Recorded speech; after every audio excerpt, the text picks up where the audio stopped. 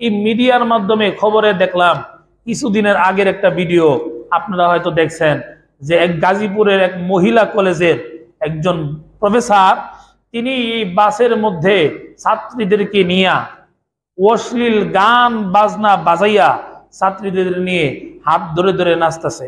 ছাত্রীর চেহারা থেকে চশমা নিয়া তিনি পড়তেছেন, ছাত্রীকে দিতেছেন, হাত ধইরা অশ্লীল গান বাজায়া বাজায়া নাচতেছেন। তাহলে লক্ষ্য করুন, যে শিক্ষক যে নিজে আদর্শবান না, যার নিজেরই চরিত্র ভালো না, এমন এমন শিক্ষকের মাধ্যমে কোনো ছাত্র ছাত্রী আদর্শবান হতে পারে না। যেরকম ঠিক না? মুসলমান বানামা, শুধু শিক্ষক আদর্শবান হইলেই আবার হবে না, যেই সিলেবাস দিয়ে পড়ানো হয় সেই সিলেবাসটাও বাস্তবসম্মত হতে হবে। মানুষের রচিত কোন সিলেবাসের মাধ্যমে ওই সিলেবাস দিয়া সন্তানকে আদর্শবান বানানো সম্ভব না। আল্লাহর দেওয়া সিলেবাস অর্থাৎ কোরআনে কারীম, ততক্ষণ পর্যন্ত না আমরা কোরআনে কারীম শিক্ষা না করব, কোরআনের অর্থ মর্ম আমরা উপলব্ধি না করব, না বুঝবো, কোরআনকে আমাদের জীবনে ফিট না করব, ততক্ষণ পর্যন্ত কেউ আদর্শবান হতে পারবে না। মুসলমান আমার লক্ষ্য করুন, আল্লাহর নবী রাহমাতুল লিল আলামিন তিনি ছিলেন আদর্শবান শিক্ষক। ইবনে মাজাহ শরীফের 229 নম্বর হাদিস,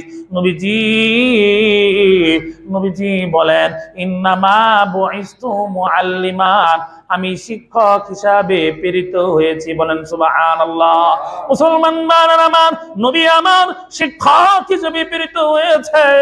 নবী আমার শিক্ষক হিসাবে, আদর্শবান শিক্ষক হিসাবে প্রেরিত হয়ে যেই সনদের মাধ্যমে, যেই সিলেবাসের মাধ্যমে নবীজি শিক্ষা দিতেন, তা হলো মহান আল্লাহর মহান গ্রন্থ আল কোরআন। এর মুসলমান, সন্তানকে যদি আদর্শবান বানাইতে চান, তাহলে আদর্শবান শিক্ষকের মাধ্যমে কোরআন সুন্নাহ শেখানো ছাড়া ছাত্র ছাত্রীদেরকে, সন্তানদেরকে আদর্শবান বানানো আর কোনো বিকল্প, কোনো রাস্তা নাই।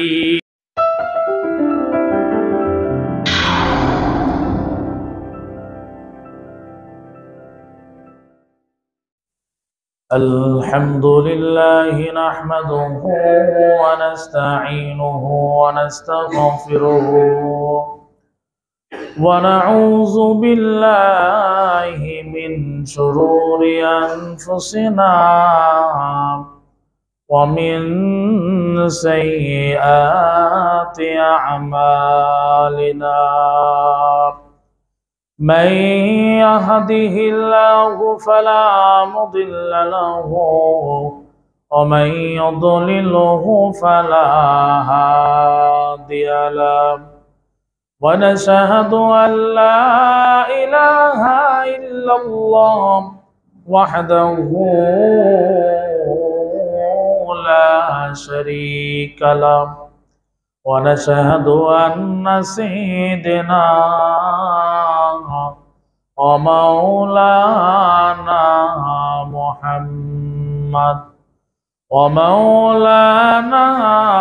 محمدا عبده ورسوله. أما بعد فقد قال الله تعالى في كلامه المجيد وفرقانه الحميد. أعوذ بالله من الشيطان الرجيم. بسم الله الرحمن الرحيم. ربنا وابعث فيهم رسولا منهم يتلو عليهم آياتك ويعلمهم الكتاب والحكمة ويزكيهم إنك أنت العزيز الحكيم. صدق الله العظيم. আলহামদুলিল্লাহ, আল্লাহ তাআলা দরবারে হাজার শুকর, যিনি আমাদেরকে অন্যান্য জুমার মতন আজকে জুমার নামাজ পড়ার উদ্দেশ্যে কোরআন ও হাদিস থেকে আলোচনা শুনবার জন্য মসজিদে আগে আগে আসার বসার তৌফিক দান করলেন। এজন্য মাহবুদ দরবারে কালিমাতু শুকর আদায় করে বলছি আলহামদুলিল্লাহ। আমি আপনাদের সম্মুখে সূরা বাকারার 129 নম্বর আয়াতে কারিমা তেলাওয়াত করেছি। এই আয়াতকে সামনে রেখে সংক্ষিপ্ত আলোচনা করে আজকে জুমা নামাজ পড়ব ইনশাআল্লাহ। আজকের জুমার আলোচ্য বিষয় হইল আদর্শ মানুষ হওয়ার উপায় কি। এই বিষয়ের উপর আলোচনার ইচ্ছা পোষণ করছি। আল্লাহ আমাকে এই বিষয়ে সঠিকভাবে বলবার, আপনাদেরকে ধৈর্য সহকারে শোনার তৌফিক দান করুন, বলেন আমিন। মুসলমান ভাইরা আমার, লক্ষ্য করে শুনুন, আল্লাহ রব্বুল আলামিন মানুষ সৃষ্টি করছেন। মানুষ সৃষ্টি করার পরে আল্লাহ জানায় দিয়েছেন যে মানুষকে আমি সুন্দর আকৃতিতে বানাইছি। সূরা 3-এর 4 নম্বর আয়াতের মধ্যে আল্লাহ বলেন, লাকাদ খালাকানাল ইনসান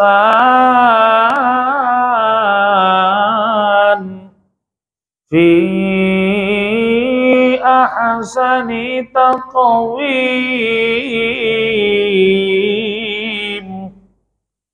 আল্লাহ রাব্বুল আলামিন বলেন, মানুষকে আমি আল্লাহ সুন্দর আকৃতিতে বানাইছি। বলেন সুবহানাল্লাহ। আল্লাহ বলতেছেন যে আমি মানুষকে সুন্দর গঠন, সুন্দর আকৃতিতে বানাইছি। মানুষ হইল সৃষ্টির সেরা। আল্লাহ তাআলা যত মাখলুকাত বানাইছেন এদের মধ্যে থেকে সেরা হইল মানুষ। তবে লক্ষ্য করুন, যে সৃষ্টির সেরা ওই মানুষ, যে মানুষ ঈমান আনে, আল্লাহর কথা মেনে চলে, কোরআন অনুযায়ী জীবনকে পরিচালনা করে, তারাই হইল শ্রেষ্ঠ। আর যে মানুষ আল্লাহর প্রতি ঈমান আনে না, আল্লাহর হুকুম লঙ্ঘন করে, কোরআন মানে না, তারা তো সৃষ্টির সেরা হবে দূরের কথা। আল্লাহ সূরা আরাফের 179 নম্বর আয়াতের মধ্যে বলেন, উলাইকা কাল আনআম। আল্লাহ বলেন, যে মানুষগুলো আল্লাহর প্রতি ঈমান আনে না, সত্যকে দেখেও দেখে না, কোরআন মানে না, এরা হইল পশুর মতন। বলেন কিসের মতন? পশুর মতন। দেখেন সূরা 3-এর মধ্যে আল্লাহ বললেন, মানুষকে আমি আল্লাহ সুন্দর আকৃতিতে বানাইছি, সুন্দর গঠনে বানাইছি। মানুষ হলো সৃষ্টির সেরা, হাদিস শরীফে পাওয়া যায়। আবার আল্লাহ বললেন যে মানুষ হইল পশুর মতন। কোন মানুষ সৃষ্টির সেরা আর কোন মানুষ পশুর মতন? যে মানুষ আল্লাহর প্রতি ঈমান আনে, কোরআন অনুযায়ী জীবন পরিচালনা করে, তারা হইল সৃষ্টির সেরা। আর যে মানুষ আল্লাহর প্রতি ঈমান আনে না, কোরআন অনুযায়ী জীবন পরিচালনা করে না, এমন মানুষ হইল পশুর মতন। বালহুম আদল, বরং পশুর চাইতে আরো নিকৃষ্ট। পশুরের ডাকলে তো পশু তাও চায়া থাকে, কিন্তু মানুষ এমন ভাবে আল্লাহর কাছ থেকে মুখ ফিরায় নিছে, এখন বলা হয় যে এটা পশুর চাইতে নিকৃষ্ট। কেমনে পশুর চাইতে নিকৃষ্ট? লক্ষ্য করুন মুসলমান ভাইয়েরা আমার, বলেন পশু খায় কিনা? পশু খায় না? মানুষও খায়। পশুও খায়, মানুষও খায়। পশু যে খায়, পশু স্বাদ বেস্বাদ এটা বুঝে কিনা? বুঝে। আল্লাহ বুঝে। লবণ দিয়া যখন বসি মাখায় দিবেন গরুরে, দেখবেন এটা যেমনে খাইব, লবণ ছাড়া কিন্তু এটা খাইতো না।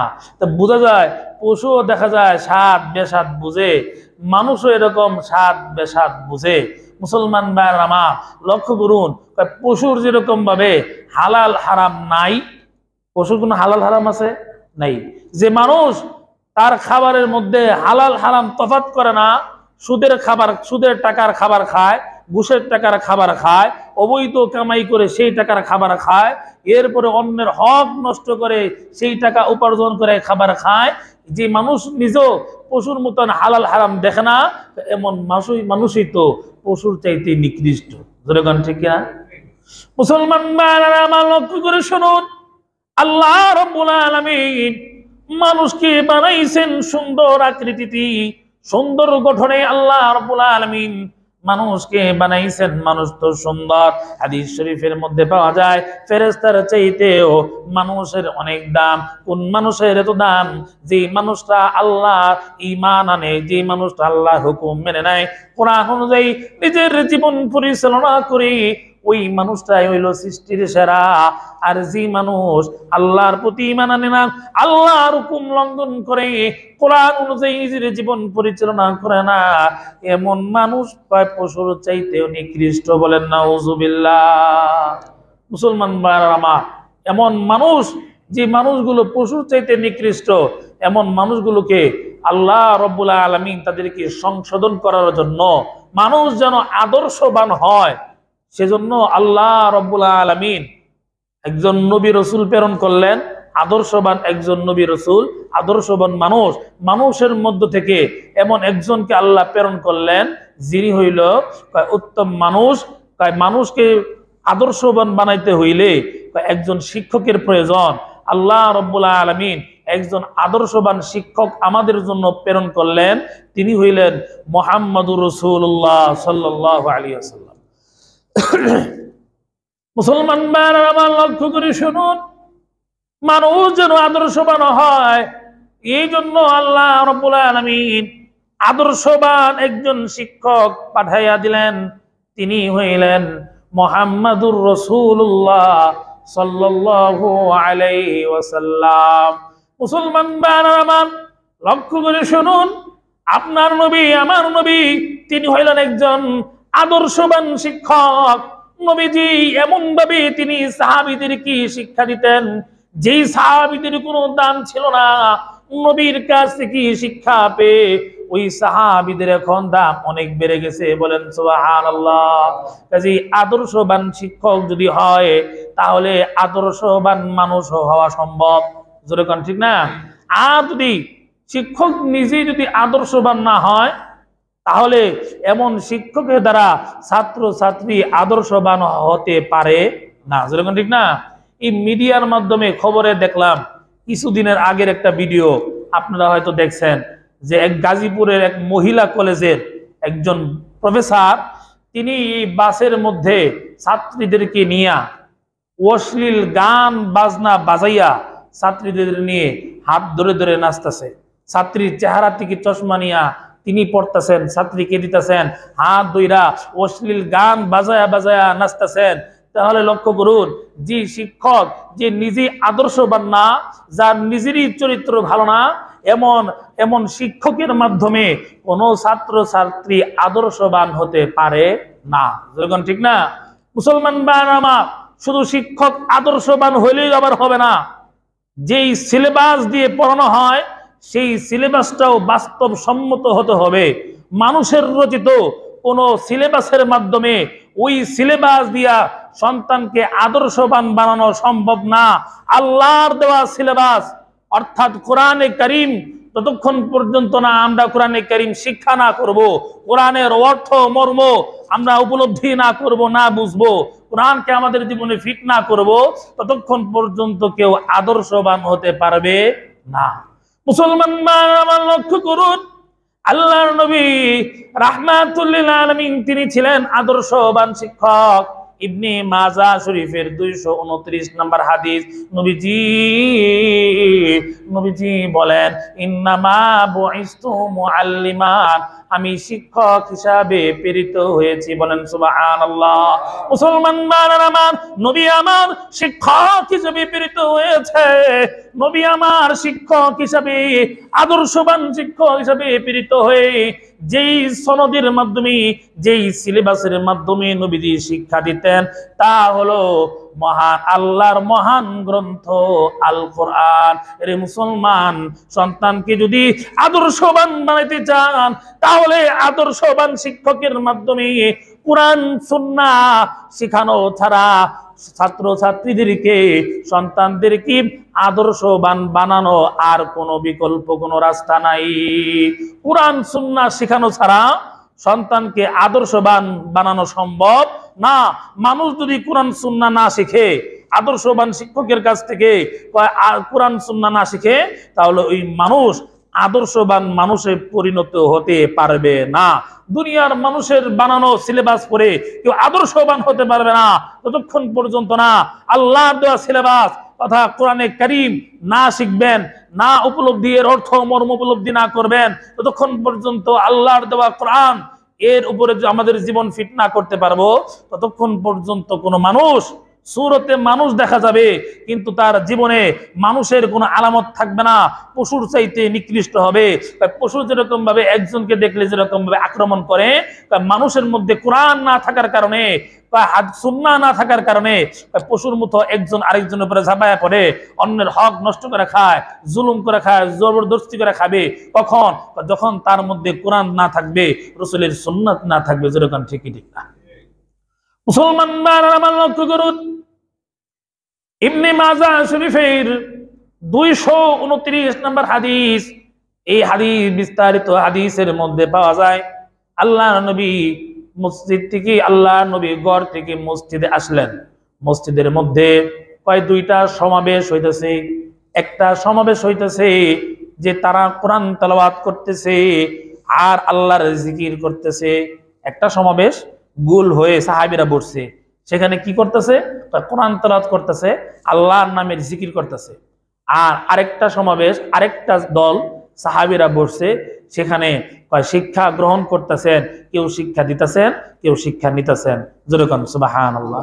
তাই মসজিদের মধ্যে দেখা গেছে রাসূল ঢুকছেন, একদল সাহাবীরা কোরআন তেলাওয়াত করতেছে, জিকির করতেছে, আরেক দল সাহাবী তারা এরকম মাসলা মাসাইল শিখতেছে। রাসূল ওই যারা কোরআন তেলাওয়াত করতেছে, আল্লাহর জিকির করতেছে, আল্লাহর কাছে দোয়া দরুদ করতেছে, তাদের কাছে রাসূল বসলেন না, নবীজি বসলেন তাদের কাছে যারা মাসলা মাসাইল শিক্ষা গ্রহণ করতেছে। যেরকম সুবহানাল্লাহ। এরপরে নবী বলেন, ইন্নামা বুইসতু মুআল্লিমান, আমি শিক্ষক হিসেবে প্রেরিত হয়েছি। অতএব যেহেতু এখানে শিক্ষার আলোচনা চলতেছে, অতএব তোমাদের মজলিসে আমি বসছি। যেরকম সুবহানাল্লাহ। তাহলে যে মজলিসে গেলে কিছু শিখা যায়, এই মজলিস আমাদের দৃষ্টিতে দাম না হইলেও রাসূলের দৃষ্টিতে ওই মজলিসের দাম অনেক বেশি। যেরকম ঠিক না? এখন যে আপনারা বসছেন, এখানে বসার কারণে এখন আপনারা বসছেন কিছু শিখার জন্য, ধর্মীয় বিষয় কোরআন হাদিস থেকে কিছু আলোচনা শুনবেন, কিছু শিখবেন, এই জন্য বসছেন। এখন যদি আপনারা কেউ এরকম জিকির করতে থাকেন, এখন যদি এরকম কেউ নামাজ পড়তে থাকেন, তাহলে এটা হবে না। এখন এই সময়টা হইতেছে আলোচনার সময়, কিছু শিখার সময়। যেরকম ঠিক না? এখন নামাজের সুন্নত পড়ার সময় আলাদা দেওয়া হবে। এখন যদি আলোচনা বাদ দিয়া এটাকে বৃদ্ধা আঙ্গুলি দেখাইয়া আপনি যদি নামাজ পড়লেন, তো এটা হইল না। এখন আলোচনার সময়, এখন আলোচনা হইতেছে, এমনও হইতে পারে একটা আয়াত, একটা কথা আপনার জীবন পরিবর্তনও হতে পারে। এই জন্য যখন শিক্ষক আলোচনা করে, তখন এই আলোচনা মনোযোগ সহকারে শোনা। যেরকম ঠিক না? তো রাসূল ওই যারা কোরআন তেলাওয়াত করতেছে, জিকির করতেছে, তাদের মজলিসে না বসে নবীজি বসলেন যারা মাসলা মাসাইল শিক্ষা গ্রহণ করতেছে, যারা শিক্ষা গ্রহণ করতেছে, শিক্ষারত যারা, এদের মজলিসে রাসূল বসলেন। তাহলে বোঝা যায় যে মজলিসে শিক্ষার দেওয়া মজলিস, ওই মজলিসের দাম অনেক বেশি। রাসূল বলেন, ইন্নামা বুইসতু মুআল্লিমান, আমি শিক্ষক হিসাবে প্রেরিত হয়েছি। মুসলমান আমার লক্ষ্য করুন, আল্লাহর নবী রাহমাতুল লিল আলামিন শিক্ষক হিসেবে প্রেরিত হয়েছেন। তিনি আমাদেরকে তিনি শিক্ষা দিয়েছেন, সাহাবীদেরকে শিক্ষা দিয়েছেন। নবীজি কেমন আদর্শবান শিক্ষক ছিলেন লক্ষ্য করে শুনুন। মুসনাদে আহমদে হাদিসের কিতাবের মধ্যে পাওয়া যায়, একজন যুবক নবীজি সাহাবীদেরকে নিয়ে বসা আছেন। একজন যুবক আল্লাহর নবীকে দূর থেকে নবীকে বলে, নবী আপনি জিনা করার অনুমতি আমাকে দিয়ে দেন। একজন যুবক রাসূলকে বলতেছে, নবী আপনি আমাকে জিনা করার অনুমতি দেন। সাহাবীদের সামনে, তাও আবার জোরে আওয়াজে, চিল্লিয়া এরকম উঁচু আওয়াজে বলতেছে, নবী আপনি আমাকে জিনা করার অনুমতি দেন। এখন লক্ষ্য করুন, যেই মাত্র নবীকে এরকম খারাপ কথা বলছে, সাহাবীরা তো আর সহ্য করতে পারে না। সাহাবীরা কত বড় সাহস, রাসূলকে এই কথা বলে, যে জায়গায় আল্লাহ তাআলা বলছেন লা তাকরাবুজ জিনা ইন্নাহু কানা ফাহিশা, জিনার কাছে যাও না, জিনা হলো ফাহিশা কাজ, অশ্লীল কাজ, গুনাহের কাজ। তো এই যুবক সাহাবী তিনি বলতেছেন, আল্লাহ নবী আপনি অনুমতি দেন আমি যেন জিনা করতে পারি। সাহাবীরা তো এরকম রাগে গুসায় লাল, চেহারা লাল হয়ে গেছে, কিন্তু নবীজি রাগ করে নাই। যেরকম সুবহানাল্লাহ। এখন লক্ষ্য করুন, রসুল রাগ করে নাই। রসুল কেমন আদর্শবান শিক্ষক। রসুল বলেন, ও যুবক, তুমি আমার কাছে আসো, যেহেতু দূরে আছে আমার কাছে আসো, কাছে আসো। এজন্য কাউরে কোনো প্রশ্ন করতে এলে তার কাছে আইসা প্রশ্ন করতে হয়, যেরকম ঠিক না?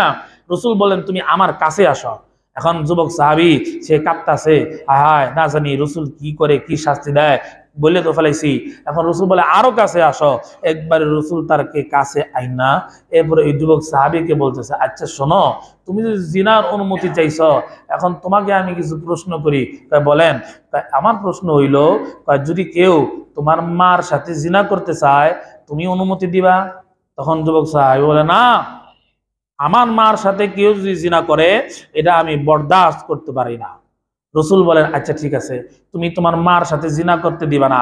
আচ্ছা, কেউ যদি তোমার স্ত্রীর সাথে জিনা করে, তুমি কি তার অনুমতি দিবা? যুবক বলে, না না, এটারও অনুমতি আমি দিতে পারবো না, আমি এটা বরদাস্ত করবো না। তখন রসুল বললে, আচ্ছা ঠিক আছে, তোমার স্ত্রীর সাথে জিনা করার অনুমতি দিবা না, তাহলে তোমার যে কন্যা মেয়ে আছে, মেয়ের সাথে কেউ যদি জিনা করে তার অনুমতি তুমি দিবা? তখন ওই যুবক সাহাবী বলে, না, এর অনুমতি আমি দিব না, আমি এটা সহ্য করবো না, বরদাস্ত করতে পারবো না। রসুল বলে, আচ্ছা ঠিক আছে, মেয়ের সাথেও কাউকে জিনা করতে দিবা না, বরদাস্ত করতে পারবা না, তাহলে যদি তোমার বোনের সাথে কেউ জিনা করে তাহলে তুমি কিটা মেনে নিবা? তখন ওই যুবক সাহেব বলে, না না, আমার বোনের সাথে কেউ জিনা করবে এটাও আমি বরদাস্ত করতে পারবো না, মেনে নিতে পারবো না। দুনিয়ার কেউ এই কথা মেনে নিতে পারে না। জোরেগণ ঠিক ঠিক না? মার সাথে কেউ জিনা করবে, স্ত্রীর সাথে কেউ জিনা করবে, বোনের সাথে, কন্যার সাথে কেউ জিনা করবে, দুনিয়ার কোন পুরুষ এরা মেনে নিতে পারে না। মুসলমান ভাইরা আমার, আল্লাহর নবী যুবক সাহাবীকে এবার বললেন, ও সাহাবী শোনো, তুমি যেরকম ভাবে তোমার মার সাথে জিনা করাকে অপছন্দ করো, বরদাস্ত করতে পারবা না, তোমার স্ত্রীর সাথে জিনা করাকে অপছন্দ করো, তোমার কন্যা, তোমার বোনের সাথে জিনা করাকে অপছন্দ করো, তুমি যার সাথে করবা সেও তো কোনো না কোনো কারো না কারোর মা হবে, অথবা কারো না কারোর স্ত্রী হবে, অথবা কারো না কারোর বোন হবে, অথবা কারো না কারোর মেয়ে হবে। অতএব তুমি যেরকম বরদাস্ত করতে পারবা না, তুমি যে মহিলার সাথে জিনা করবা তারও তো আত্মীয় স্বজনও বরদাস্ত করতে পারবে না। যেরকম ঠিক কিনা? মুসলমান নবীজি রাগ না করে সুন্দর মতন যখন এইভাবে যুবক সাহাবীকে নবী বুঝাইয়া দিলেন, যুবক সাহাবী বুঝলেন আর বললেন, ওগো নবীজি, আমি আর জিনা তো করব না, জিনার কাছেও যাব না। বলেন না সুবহানাল্লাহ। ও মুসলমান, আমার নবী উত্তম শিক্ষক, আদর্শবান শিক্ষক। নবীজি এমন ভাবে বুঝাইয়া দিলেন, সাহাবী জিনা করার জন্য তার মন মানসিকতা ছিল। নবীজির কাছে যাওয়ার পরে নবীজি এমন ভাবে তাকে শিক্ষা দিলেন, ওই সাহাবী জিনার কথা মাথার থেকে জেরে মুছে দিছে। বলেন সুবহানাল্লাহ। মুসলমান ভাইরা আমার নবী কেমন আদর্শবান ছিল, কেমন চরিত্রবান ছিল, কেমন আখলাকের অধিকারী ছিল, লক্ষ্য করে শুনুন। হযরতে আনাস রাদিয়াল্লাহু তাআলা আনহু বলেন, আল্লাহর নবী, বিশ্ব নবীর সাথে আমি আনাস রাস্তায় বের হইছি, নবীজির সাথে আমি আনাস রাস্তায় বের হয়েছি। এরপরে নবীজির শরীরের মধ্যে নজরানের একটা মোটা ধরনের, মোটা আকৃতির নজরানের একটি চাদর নবীজির গায়ে ছিল। আমি আর নবী রাস্তায় দিয়ে যাচ্ছিলাম, এমন সময় নৌ মুসলিম, মাত্র নতুন নতুন মুসলমান হইছে, নৌ মুসলিম গ্রাম্য ব্যক্তি, যার মধ্যে কোনো শিক্ষা নাই দীক্ষা নাই, এমন গ্রাম্য ব্যক্তি, এমন মূর্খ ব্যক্তি, এমন নৌ মুসলিম আল্লাহ নবীর সামনে হাজির। নবীজির সামনে এসে নবীজির চাদর ধরে এমন জোরে টান দিছেন, এক টানে নবীজি তার বুকের মধ্যে পড়ে গেছেন। তাহলে বুঝেন যে টানটা কত জোরে দিছে। রসুল চাদর পরা, ওই চাদর পরার অবস্থায় তার চাদর ধরে, নবীজির চাদর ধরে এমন জোরে টান দিছেন যে রসুল তার বুকে এসে গেছে। তাহলে টানটা মনে আস্তে দিছে না জোরে দিছে?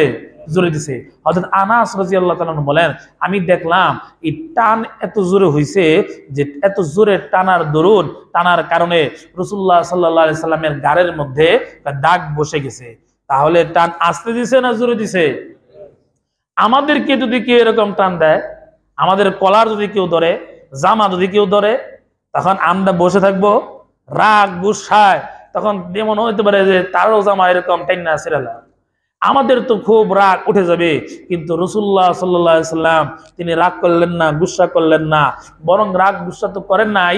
এই গ্রাম্য ব্যক্তি মুসলিম, তার মধ্যে তো কোনো শিক্ষা দীক্ষা নাই, রসুলের ইজ্জত মর্যাদা এখনো পরিপূর্ণ বুঝতে পারে নাই, কারণ মুসলিম। তা এই মুসলিম, এই গ্রাম্য ব্যক্তি তার তো দিছেই, এরপরে নবীজির নাম ধরে ডাকে, ইয়া মুহাম্মদ, হে মুহাম্মদ, নবীজির নাম ধরে ডাকতেছে।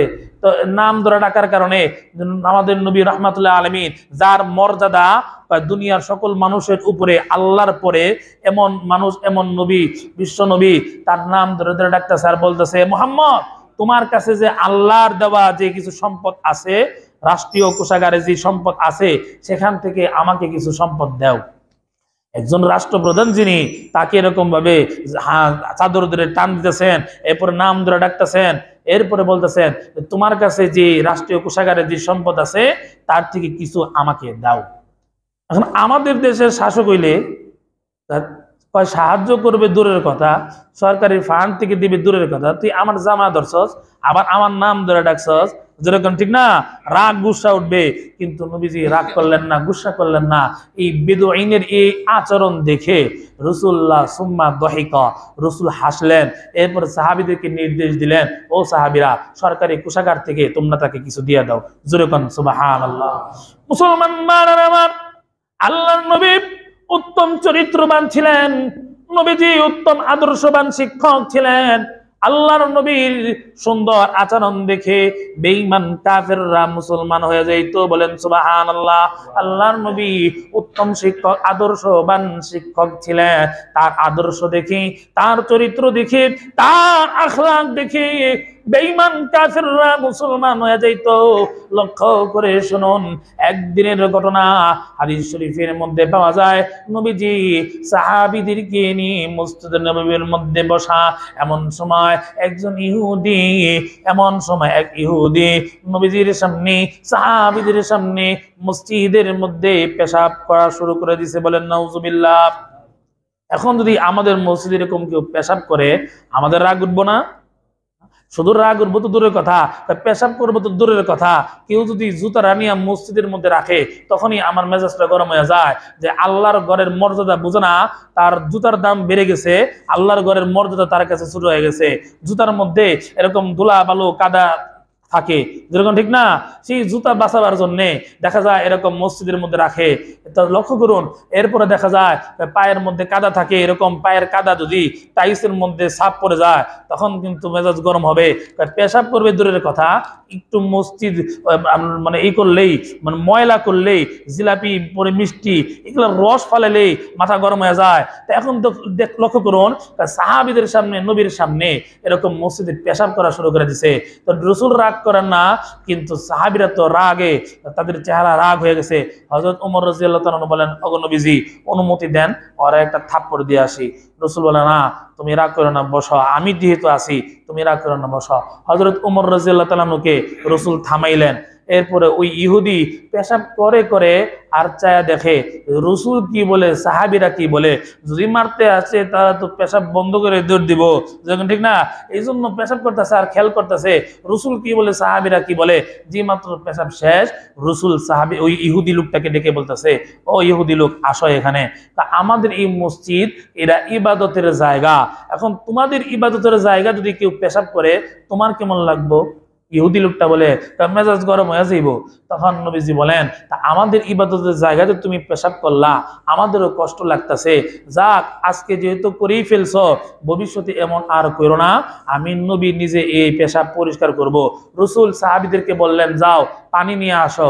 রাসূল এই মসজিদ, এই পেশাব পরিষ্কারের কাজে নিজেই অংশগ্রহণ করছেন। জোরে কোন সুবহানাল্লাহ। আর আমাদের অবস্থা হয়েছে এই, আমরা যদি একটু এরকম মাওলানা মুফতি এরকম বড় হুজুরে যাই মসজিদ পরিষ্কার করতে, আমাদের ইয়ের মধ্যে বাজে। এরপর মসজিদের যারা আছে, এরকম প্রভাবশালী যারা আছে, এরাও মনে করে আমি না প্রভাবশালী, ক্ষমতার অধিকারী, টাকা পয়সার অধিকারী, আমি কেমনি এটা করি, এরা মানায় না, এরকম মনে করে। অথচ রাহমাতুল লিল আলামিন রাসূল, যার এত মর্যাদা, নবীজি নিজেই মসজিদ পরিষ্কার করতেন। জোরে কোন সুবহানাল্লাহ। মুসলমান ভাইরা আমার, লক্ষ্য করে শুনুন, রসুল যখন এই নিজেই এই পেশাব পরিষ্কার করলেন, সাহাবীরা এই কাজে অংশগ্রহণ করলেন, ইহুদি লোকটা দেখতেছে। তখন ইহুদি লোকটা বলে, ওগো নবীজি, আমি পেশাব করেছি, ইচ্ছা করেই করেছি। ওগো নবীজি, আমি পরীক্ষা করতে চেয়েছি আপনার মধ্যে রাগ গুসা আসেনি, আপনি কেমন শিক্ষক, আপনি কেমন নবী। তাওরাত কিতাবের মধ্যে পেয়েছি আখিরি জামানার নবী, তা সে কোনো প্রতিশোধের মাধ্যমে নিবে না, সে তার কাছে রাগ করবে না, গুসা করবে না, উত্তম আখলাকের মাধ্যমে, উত্তম চরিত্রের মাধ্যমে মানুষের দিলকে পরিবর্তন করিয়ে দিবে। নবীজি, আমি আপনাকে পরীক্ষা করবার জন্য এমনটা করেছি। নবীজি, আমার পরীক্ষায় আপনি পাস করে ফেলেছেন। নবীজি, কালিমা পড়াইয়া আমাকে মুসলমান বানায় দেন। জোরে কোন সুবহানাল্লাহ। ও মুসলমান, ইহুদি লোকটা নবীজির উত্তম চরিত্র দেখে, উত্তম আখলাক দেখে, নবীজির উত্তম চরিত্র আখলাক দেখে সে মুসলমান হয়ে গেছে। নবীজি আদর্শবান শিক্ষক। আল্লাহ নবী বলেন, ইন্নামা বুইস্তু মুআল্লিমান, আমি শিক্ষক হিসেবে প্রেরিত হয়েছি। আল্লাহ নবী এমন সুন্দরভাবে সহজভাবে সমাধান করে দিতেন। আল্লাহর নবীর চরিত্র দেখে, আল্লাহর নবীর আদর্শ দেখে বেঈমান কাফেররা মুসলমান হয়ে যাইতো। বলেন সুবহানাল্লাহ। হাদিস শরীফের মধ্যে পাওয়া যায়, আল্লাহর নবী এক ইহুদির কাছ থেকে ঋণ নিছেন। ঋণ, এখন লক্ষ্য করুন, ঋণ আদায় হওয়ার যে সময় নিছে, যে অমুক সময়ের মধ্যে তোমার ঋণ পরিশোধ করে দিব, এই সময় হওয়ার আগেই ইহুদি লোকটা নবীকে বলেন, ও মুহাম্মদ রাসূলুল্লাহ, আগর রাসূল, এখন আমার এই মুহূর্তে, এই সময়, এখনই আপনি আমার ঋণ পরিশোধ করে দেন। রসুল বলেন, এখন তো আমার কাছে এরকম টাকা পয়সা নাই যে আমি এই মুহূর্তে তোমাকে এই ঋণ পরিশোধ করে দিব। এখন ইহুদি লোকটা বলে, যদি এই ঋণ পরিশোধ করতে না পারেন, আমি আপনাকে ছাড়বো না, আপনাকে এখানেই থাকতে হবে। মুসলমান ভাইয়েরা আমার, রসুল বললেন, ঠিক আছে, অসুবিধা নাই, আমি তোমার কাছে এখানেই অবস্থান করব, আমি এখান থেকে কোথাও চলে যাব না। রসুল ওই জায়গাতে জোহর পড়লেন, আসর পড়লেন, মাগরিব পড়লেন, এশা পড়লেন, পরের দিন ফজরের নামাজ পড়লেন। সাহাবীরা যখন তালাশ করে রসুলকে পায় না, তো খুঁজতে দেখে যে ইহুদির সামনে রসুল অবস্থান করতেছেন। সাহাবীরা যখন জানতে পারলেন, সাহাবীদের গুসা, হযরত ওমর ফারুক রাদিয়াল্লাহু তাআলা আনহু, তার এমন গুসা হইল, তো তিনি ইহুদি লোকটাকে মারতে যাবে ভাব। রসুল বলে, ওমর, তুমি রাগ করো না, গুসা করো না, এই ইহুদি লোকটা আমার কাছে পাওনা পায়, আমার কাছে ঋণ পায়, অতএব সে আমাকে এগুলো বলতেই পারে। আল্লাহ আমাকে কারোর প্রতি জুলুম করতে নিষেধ করছেন, অতএব তুমি তার উপরে কোনো খারাপ আচরণ করো না। যেরকম সুবহানাল্লাহ। ইহুদি লোকটা দেখতেছেন, আরে আমি তো ঋণ যে সময় দিছিলাম তার আগেই তার কাছে চাইলাম, সে তো মেজাজ দেখাইতে পারতো, গরম হইতে পারতো, কিন্তু রসুল গরম হইলেন না, বরং আরো বললেন যে তার হক আছে, অধিকার আছে আমার উপরে কথা বলার, অতএব তার প্রতি কোনো জুলুম করো না। মুসলমান ভাইরা আমার, আল্লাহর নবী যখন হযরত ওমর ফারুক রাদিয়াল্লাহু তাআলা আনহুকে এইভাবে বুঝাইতে লাগলেন, ইহুদি লোকটা আর এই দৃশ্যগুলো দেখতে লাগলেন।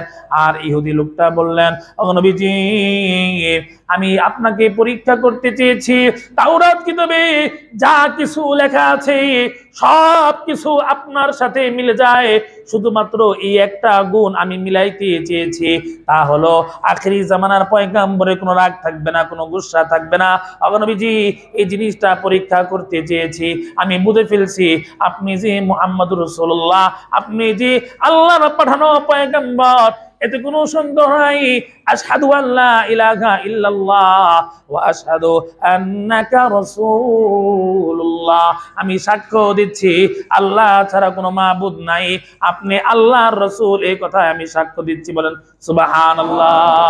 মুসলমান ভাইরা আমার, শুধু তাই না, আল্লাহর নবীর কেমন আখলাক, নবীজির কেমন চরিত্র, নবীজি কেমন আদর্শবান শিক্ষক, লক্ষ্য করুন, হাদিস শরীফের মধ্যে পাওয়া যায়, নবীজি রাস্তা দিয়ে যাচ্ছিলেন, এমন সময় নবীজি দেখেন একজন ছোট বাচ্চার উপরে বড় একটা বোঝা, ওই বোঝা বহন করতে পারে না।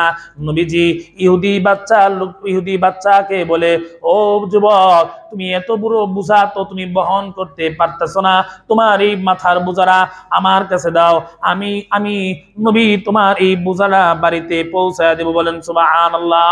মুসলমান আমার ইহুদি লোকের বাচ্চার বোঝা নবীজি মাথায় নিয়া ইহুদি লোকটার ওই বাড়িতে পৌঁছায়া দেওয়ার পর ইহুদি লোকটার ওই বাচ্চার বাবা ঘর থেকে বের হয়ে বলে, ও সন্তান, এত বড় বোঝা তুমি কেমনে মাথায় নিয়ে আসলা? ওই বাচ্চা তখন বলে, আব্বা গো, এই বোঝা তো আমি নিয়ে আসি নাই, একজন লোক, তাকে আমি চিনি না, সে মাথা করে এই বোঝা নিয়ে এসে বাড়ির সামনে পর্যন্ত দিয়ে গেছে। ইহুদি লোকটা বলেন, কত টাকা দিয়েছ? কত টাকা দিয়েছ?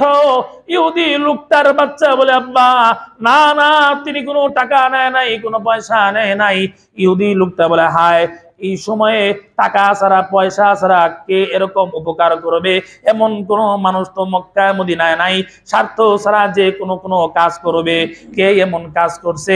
ওই ইহুদি লোকটা দৌড় দিয়ে রাস্তায় বের হয়ে দেখে তিনি হলেন মুহাম্মদুর রাসূলুল্লাহ সাল্লাল্লাহু আলাইহি ওয়াসাল্লাম। জোরে কোন সুবহানাল্লাহ। ইহুদি লোকটা নবীর কাছে এসে বলে, নবীজি, আপনার এমন আদর্শ, এমন আখলাক দেখে বুঝে ফেলছি আপনি যে আল্লাহর পাঠানো পয়গম্বর। নবীজি, আমাদের পরিবারের সকলকে কালিমা পড়াইয়া মুসলমান বানায় দেন। বলেন সুবহানাল্লাহ। মুসলমান বানামা নবী আমার আদর্শবান শিক্ষক ছিলেন। মুসলমান বানামা লক্ষ্য করে শুনুন, আল্লাহ নবীর রাহমাতুল লিল আলামিন, তিনি নবী হওয়ার পরে যতগুলি কাজ করেছেন এর মধ্যে একটা কাজ হইল, আমার তেলাওয়াতকৃত আয়াতের মধ্যে পাওয়া যায়, বোঝা যায়। এর মধ্যে একটা কাজ হইল, নবীজি আল্লাহর কোরআন তেলাওয়াত করে করে মানুষদেরকে শুনাইছেন। মুসলমান বানানা নবীর কাজ ছিল এটা। নবীজি কোরআনে কারীমের তেলাওয়াত করে করে মানুষদেরকে শোনাবে। নবীজির তেলাওয়াত শুনে বেঈমান কাফেররা মুসলমান হয়ে যাইত। বলেন সুবহানাল্লাহ। ও মুসলমান, কোরআন তেলাওয়াত যদি কেউ করে তাহলে তার দিল পরিবর্তন হয়ে যায়, মুসলমানের ঈমান বৃদ্ধি পায়। মুসলমান ভাইরা, আমাদের সমাজে এমন কিছু লোক আছে, তারা বলে কোরআন তেলাওয়াত না বুঝে পড়লে কোনো লাভ নাই। ও মুসলমান, বুঝেন আর না বুঝেন, কেউ যদি কোরআন তেলাওয়াত করে প্রত্যেকটা হরফের বিনিময়ে 10টা করে নেকি পাওয়া যায়। বলেন সুবহানাল্লাহ। সূরা ইখলাস 3 বার পড়লে কোরআনে কারীমের খতমের সওয়াব পাওয়া যায়। জোরে কোন সুবহানাল্লাহ। কিন্তু আমাদের সমাজে দেখা যায়, বলে না, কোরআন বুঝে না পড়লে কোনো লাভ নাই, কোনো সওয়াব নাই, এরকমটাই বুঝাইতে চায়। লক্ষ্য করুন, এক লোক কি করছে, কি একজন লোক এই করছে, সূত্রা গাছ আছে না, বিলাই সিমটি, এই গাছের পাতা গাছ নিয়ে এরকম শরীরে লাগাইছে। লাগানোর পরে এই গাছ তো আর চিনে না, গাছের পাতা নিয়ে শরীর লাগাইছে। পরে দেহে চুলকায়, তো চুলকাইছে। বাবা রেখে বলে, আব্বা, এই যে এই গাছটা শরীরে লাগানোর সাথে সাথেই চুলকানি শুরু হয়ে গেছে। তখন বাবা বলে, এরা তো সূত্রা গাছ, এরা তো বিলাই সিমটি গাছ, এটা তো লাগাইলেই তো চুলকাইবো। লক্ষ্য করুন, ঠিক না? এখন লক্ষ্য করুন, বিলাই সিমটি গাছ, এরকম সূত্রা গাছ, এটা আপনি চিনেন আর না চিনেন, যদি শরীরে লাগান তাহলে এটার কাম হইব চুলকানি। যেরকম, ঠিক না?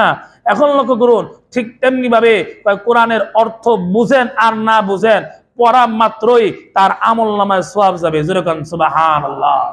মুসলমান আমার লক্ষ্য করুন, নবীর যত কাম ছিল এর মধ্যে একটা ছিল, নবী তার উম্মতকে, সাহাবীদেরকে, মানুষদেরকে কোরআন তেলাওয়াত করে শোনাইতেন। নবীজির আরেকটা কাম হইল, নবীজি মানুষের আত্মাকে পরিশুদ্ধ করে দিতেন। মুসলমান আমার আত্মা যদি পরিশুদ্ধ না হয়, ওই লোকটা যত ইবাদত করুক কোনো কাম হবে না। অন্তরের মধ্যে যদি রিয়া থাকে, যত ইবাদত করুক কোনো কাম হবে না। রিয়া নামক রোগ দূর হবে কিসের মাধ্যমে? বলেন কিসের মাধ্যমে? রোজার মাধ্যমে। মাশাআল্লাহ। রিয়া নামক রোগ দূর হবে রোজার মাধ্যমে। আত্মার আরেকটা রোগ হলো অহংকার। যে অহংকার শয়তানের মধ্যেও ছিল, এই অহংকার দূর হয় নামাজের মাধ্যমে। মুসলমান বানানে আমার, এইভাবে আত্মার কিছু রোগ আছে, রোগেরও ঔষধও আছে। মুসলমান বানানে আমার, নবীজি সাহাবীদের আত্মাগুলোকে পরিশুদ্ধ করে দিতেন। এরা নবীর দ্বিতীয় নাম্বার কাজ ছিল। তৃতীয় নাম্বার কাম হইল, নবীজি সাহাবীদেরকে, মানুষদেরকে কোরআন শিখাইতেন। নবীজির 4 নাম্বার আরেকটা কাজ হইল, নবীজি সাহাবীদেরকে তার সুন্নাহ হাদিস শিখাইতেন। নবী যা বলতেন সাহাবীরা তার উপরে আমল করতেন। মুসলমান ভাইরা আমার, তাহলে লক্ষ্য করুন, সূরা বাকারা 129 নাম্বার আয়াত দ্বারা বোঝা যায় নবীজির 4টা কাজ হবে।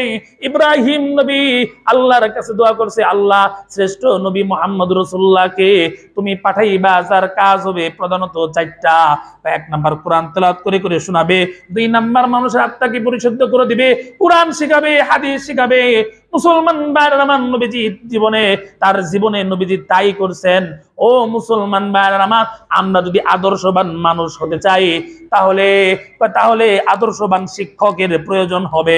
আমরা যদি আদর্শবান মানুষ হতে চাই তাহলে আদর্শবান শিক্ষকের কাছে কোরআন সুন্নাহ শিখতে হবে, আত্মাকে পরিশুদ্ধ করতে হবে।